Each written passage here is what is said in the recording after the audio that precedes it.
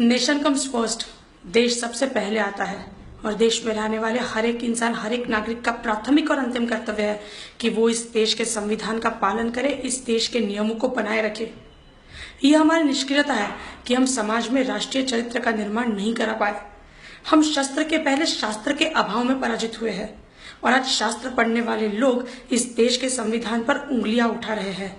जिस पवित्र संसद भवन पर अफजल गुरु ने हमला किया था, 8 साल के ट्रायल के बाद उसे फांसी हुई थी, उसके 2 साल बाद ये जागते हैं और कहते हैं एक अफजल मारोगे तो घर घर से अफजल निकलेगा। हमें चाहिए आजादी। कौन सी आजादी? अटल जी को पूछते हैं इन्हें, अरे तुम क्या जानो आजादी क्या होती है? तुम्हें मुफ्त में मिली न कीमत कहीं चुकाई, अंग्रेजों के बल पर जो 2 टुकड़े पाए, माँ को खंडित करके तुमको लाज न आई। 15 अगस्त 1947 को आजादी मिली है, हमें ऐसा सिखाया जाता है 67 सालों में।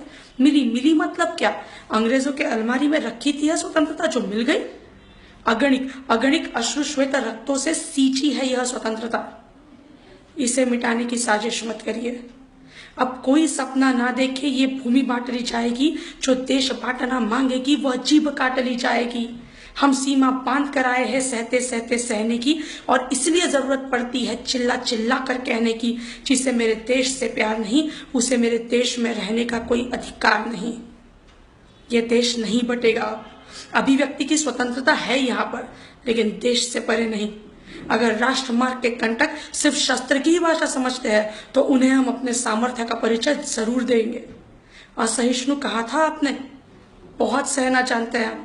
मोदी जी को गाली दी, कुछ नहीं कहा। संघ को गाली दी, कुछ नहीं कहा। लेकिन देश के ऊपर मत आइए, ये कतई बर्दाश्त नहीं किया जाएगा। हम सहिष्णु हैं, हमें सहिष्णु बनाए रखिए। जिम्मेदारी आपकी है।